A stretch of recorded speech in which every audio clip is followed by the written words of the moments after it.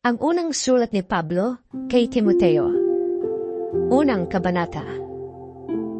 Mula kay Pablo na apostol ni Kristo Jesus, ayon sa utos ng Diyos na ating tagapagligtas, at ni Kristo Jesus na ating pag-asa.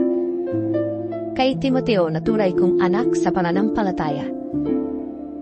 Sumaiyo nawa ang pagpapala, habag at kapayapaan buhat sa Diyos Ama, at kay Kristo Jesus na ating Panginoon. Gaya ng itinagubiling ko sa iyo, bago ako pumunta sa Macedonia, ibig kong manatili ka sa Efeso upang sabihan mo irang tao dyan na huwag magturo ng maling aral. At huwag nilang pag-aksayahan ng panahon ng mga alamat at mahabang talaan ng mga angkan. Yan ay pinagmumulan lamang ng mga pagtatalo at hindi nakakatulong sa tao upang matupad ang plano ng Diyos sa pamamagitan ng pananampalataya. Ang layunin ng tagubiling ito ay upang magkaroon kayo ng pag-ibig na nagmumula sa pusong talisay, malinis na budhi at tapat na pananampalataya. May ilang tumalikod sa mga bagay na ito at nalulung sa walang kabuluhang pakikipagtalo. Ibig nila maging tagapagturo ng kautusan, gayong hindi naman nila nauunawaan ang kanilang sinasabi at ang kanilang ipinagpipilitang ituro. Alam naman natin ang kautusan mabuti kung ginagamit sa tamang paraan. Alalahanin natin ang kautusan ay hindi ginawa para sa mabubuting tao, kundi para sa mga walang kinikilalang batas at mga kriminal, para sa mga hindi kumikilala sa Diyos at mga makasalanan, para sa mga lapastangan sa Diyos at walang hilig sa abanalan, para sa mga mamamatay tao at pumapatay na sariling ama o ina.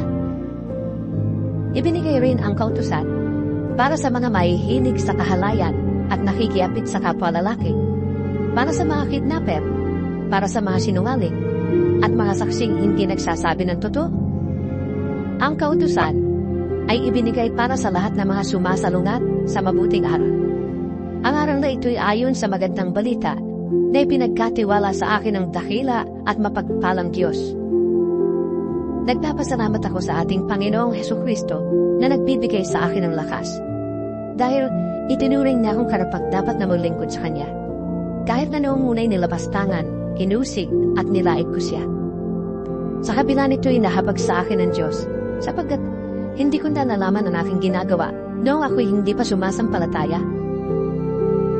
Sumagana sa akin ang kagandahang loob ng ating Panginoon, at ipinagkaloob niya sa akin ang pananampalataya at pag-ibig na natatagpuan sa ating pakikipag-isa kay Kristo Jesus. Totoo ang pahayag na ito at dapat paniwalaan ng lahat, na si Kristo Jesus ay dumating sa sanlibutan upang iligtas ang mga makasalanan, at ako ang pinakamasama sa lahat. Ngunit akong pinakamasama ay kinahabagan upang ipakita ni Kristo Jesus kung gaano siya katiyaga at maging halimbawa ito sa mga sasampalataya at bibigyan ng buhay na walang hanggan.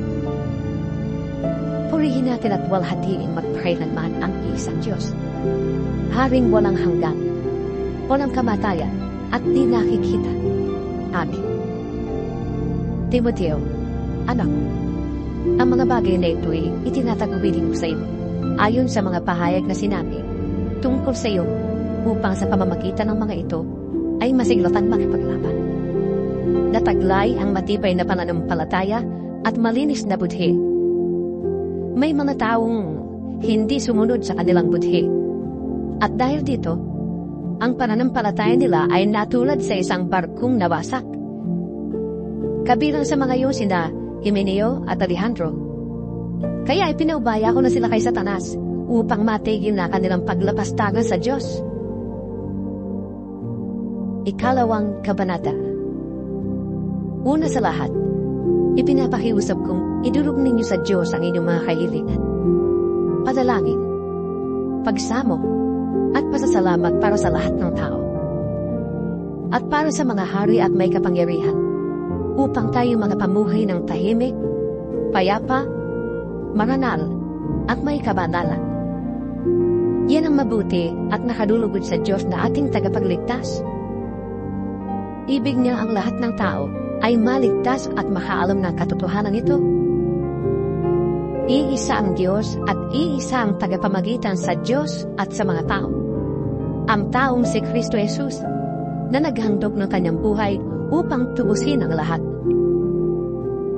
Ang katotohanan ito ay pinatunaya sa taktang panahon. Dahil dito, ako'y pinili upang maging tagapangaral, apostol, at tagapagturo ng pananampalataya at katotohanan ito sa mga hintil. Totoo ang sinasabi ko ito, at hindi ako nagsisinungaling.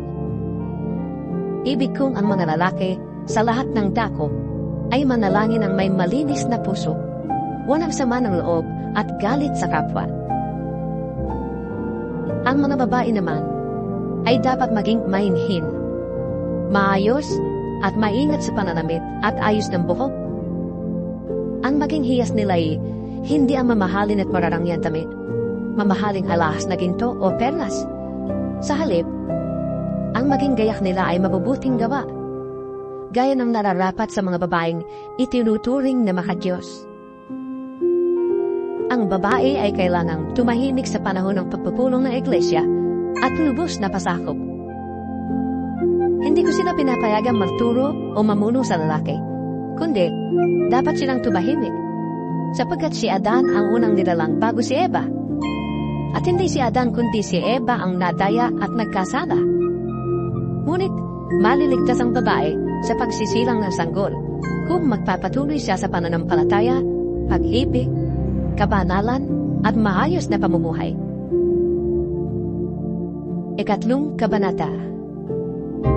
Totoo ang pahayag na ito, na ang nagnanais na maging tagapangasiwa sa iglesia ay naghahangad ng mabuting gawain. Kaya nga, ang isang tagapangasiwa ay kailangang walang kapintasan, isa lamang ang asawa, marunong magpigil sa sarili, maingat, kagalang-galang, bukas ang tahanan sa iba, at may kakayahang magturo. Hindi sila senggo, hindi marahas, kundi mahinahon, hindi mahilig makipag-away, at hindi maibigin sa salapit. Dapat, mahusay siyang mamahala sa sariling pamilya, iginagalang at sinusunod ng kanyang mga anak. Sapagkat, paano siya makapangangasiwa ng maayos sa iglesia ng Diyos kung hindi niya mayayos ang sarili niyang pamilya? Kailangang siya matagal ng mananampalataya, sapagkat kung hindi, baka siya maging palalo at mapahamak na gaya ng dyablo. Bukod dito, kailangang siya may mabuting patutuo sa paningin ng mga hindi sumasampalataya upang di siya mapintasan at hindi mahulog sa bitag ng dyablo. Ang mga tagapaglingkod naman ay dapat ding maging kagalang-galang, tapat mangusap, hindi lasenggo, at hindi sakim sa salapit. Kailangan sila'y tapat sa pananampalataya na ating ipinapahayag at may malinis na budhi. Kailangan subukin muna sila. At kung mapatunayan sila'y karapat-dapat, ay saka sila gawing tagapaglingkod. Gayon din naman, ang mga babaeng tagapaglingkod ay dapat na maging kagalang-galang, hindi chismosa, mapagtimpi, at matapat sa lahat ng mga bagay. Ang mga tagapaglingkod sa iglesia ay dapat isa lamang ang asawa at maayos mga siwa sa kanyang mga anak at sambahayan. Ang mga tagapaglingkod na tapat sa tungkulin ay iginagalang ng mga tao at buong tiwalang makapagpapahayag tungkol sa pananampalataya kay Kristo Jesus.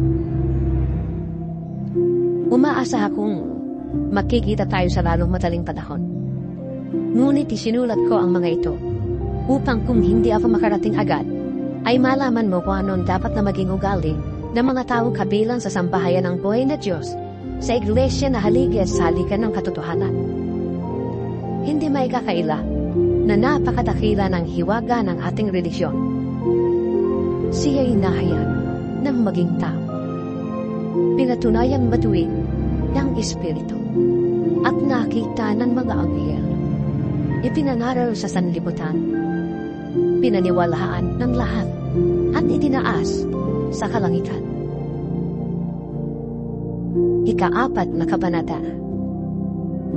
Maliwanag ang sinasabi ng Espiritu na sa mga huling araw ay iiwan ng ilan ang pananampalataya. Susunod sila sa mga mapanlinlang na espiritu at sa mga turo ng mga demonyo. Ang mga turong iti pinalalaganap ng mga taong sinungaling at may mga manhid na budhi. Ipinagbabawal nila ang pag-asawa at ang ilang uri ng pagkain. Mga pagkain nilikha ng Diyos upang kainin may pasasalamat ng mga mananampalataya at nakakaunawa ng katotohanan. Ang lahat ng nilikha ng Diyos ay mabuti at walang dapat ipalagay na masama. Sa halip ay dapat tanggaping may pagpapasalamat. Sapagkat ang mga ito'y nililinis ng salita ng Diyos at ng panalangin. Kung ituturo mo sa mga kapatid ang mga bagay na ito, ikaw ay magiging mabuting lingkod ni Kristo Jesus. May papakita mong pinalakas ka ng mga turo tungkol sa pananampalataya at sa mabuting aral na iyong sinusunod. Huwag mong pag-aksayahan ng panahon ang mga alaman na walang halaga. Sa halip, magsanay ka sa kabanalan. May pakinabang sa pagpapalakas ng katawan. Ngunit ang pagsasanay sa kabanalan ay mapapakinabangan sa lahat ng paraan, sapagkat ito'y may pangako, hindi lamang sa buhay na ito ngayon, kundi maging sa buhay na darating. Totoo ang salitang ito at dapat paniwalaan ng lahat. Dahil dito, nagsisikap tayo at naghihirap, sapagkat umaasa tayo sa Diyos na buhay at siyang tagapagligtas ng lahat ng mga tao, lalo na ng mga mananampalataya. Ituro mo't ipatupad ang lahat ng ito. Huwag mong hayaang hamaking kaninuman dahil sa iyong kabataan. Sa halip, sikapin mong maging halimbawa sa mga mananampalataya sa iyong salita, ugali, pag-ibig, pananampalataya, at malinis na pamumuhay. Habang wala pa ako riyan, iukol mo ang iyong panahon sa pagbabasa ng kasulatan sa harap ng mga tao, sa pangangaral at sa pagtuturo. Huwag mong pababayaan ang kaloob ng Espiritu Santo na ibinigay sa iyo ng magsalita ang mga propeta at ipatong sa iyo ng mga pinuno ng iglesia ang kanilang kamay. Isagawa mo ang mga ito at pag-uhulan mo ng panahon upang makita ng lahat ang iyong pagunlad. Pakaingatan mo ang iyong pagkilos at pagtuturo. Patuloy mong gawin ang mga bagay na ito upang maligtas ka, pati na ang mga nakikinig sa iyo. Ikalimang kabanata. Huwag mong pagsasalitaan ng marahas ang lalaking nakatatanda sa iyo, kundi paalalahanan mo siya na parang sarili mong ama. Pakitunguhan mo namang parang kapatid ang mga nakababatang lalaki. Ituring mong parang sariling ina ang matatandang babae, at pakitunguhan mo ng buong kalinisan ang mga kabataang babae na parang mga kapatid. Igalang mo ang mga biyudang walang ikabubuhay. Subalit, kung ang isang biyuda ay may mga anak o apo, sila munang dapat kumalinga sa kanya bilang pagtanaw ng utang na loob, sapagkat ito'y nakalulugod sa Diyos. Ang tunay na biyuda ay iyong nag-iisa na sa buhay, at tanging sa Diyos lamang umaasa, kaya't patuloy siyang nananalangin sa araw at gabi. Samantala, ang biyudang nabubuhay sa kalayuan ay maituturing ng patay. Ipatupad mo sa kanila ang utos na ito upang walang maisumbat sa kanila ang sinuman. Ang sinumang hindi kumakalinga sa kanyang mga kamag-anak, lalo na sa mga kabilang sa kanyang pamilya, ay tumatalikod sa pananampalataya at mas masama pa sa isang di mananampalataya. Ang biyudang dapat isama sa listahan ng tutulungan ay iyong di bababa sa 60 taong gulang. Minsan lamang nag-asawa, kilala sa paggawa ng kabutihan, nagpalaki ng maayos sa kanyang mga anak, magiliw tumanggap sa nakikituloy sa kanyang tahanan, naglingkod ng may kababaang loob sa mga kapatid sa Panginoon, tumulong sa mga nangangailangan at inialay ang sarili sa paggawa ng mabuti. Huwag mong isasama sa listahan ng mga biyuda ang mga bata pa, sapagkat kapag nagalabag ka nilang pagnanasa, mapapalayo sila kay Kristo at mag-aasawang muli. Sa gayon, nagkakasala sila dahil sa hindi pagtupad sa una nilang pangako kay Kristo. Sila'y nagiging tamad at nag-aaksaya ng panahon sa pangangapit bahay. At sila'y nagiging tsismosa. Mahiling makialam sa buhay ng may buhay at madaldal. Kaya't para sa akin, mabuti pang sila'y mag-asawang muli, magkaanak at mag-asikaso ng tahanan, upang ang ating kaaway ay hindi magkaroon ng pagkakataong mapintasan tayo, sapagkat nailan ang biyudang nailigaw ni Satanas. Kailangang alagaan ng babaeng mananampalataya ang mga kamag-anak nilang biyuda, nang hindi sila maging pabigat sa iglesia. Sa gayon, ang aalagaan ng iglesia ay yun lamang mga biyudang walang ibang inaasahan. Ang mga pinunong mahusay mamahala ay karapat-dapat tumanggap ng dobling paggalang, lalo na mga masigasig sa parangaral at pagtuturo ng salita ng Diyos. Sapagkat sinasabi ng kasulatan, huwag mong tatalian ang bibig ng baka habang ginagamit sa pag-iik. Nasusulat din, ang manggagawa ay karapat-dapat bayaran. Huwag mong tatanggapin ang anumang paratang laban sa isang pinuno ng iglesia kung walang patotoo ng 2 o 3 saksi. Pagsabihan mo sa harap ng lahat, ang sino mang ayaw tumigil sa paggawa ng masama para matakot ang iba. Sa harap ng Diyos at ni Kristo Jesus at ng kanyang mga banal na mga anghel, iniuutos kong sundin mo ang mga bagay na ito nang walang kinikilingan o itinatangi.